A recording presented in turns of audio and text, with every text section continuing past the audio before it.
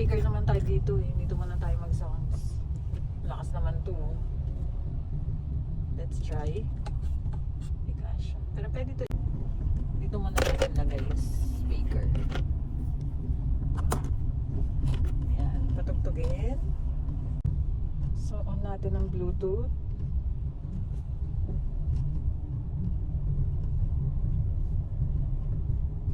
Ay, hindi pa pala naka-on. Okay. On na.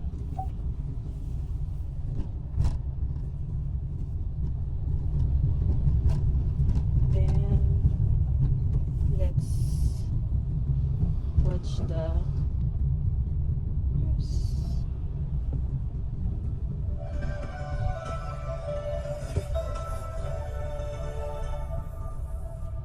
Lakas! Nakaranas po ng Oo. biglang buhos ng ulan kagabi sa Metro Manila at ibang probinsya. Gaya po sa Ross Boulevard. Diba?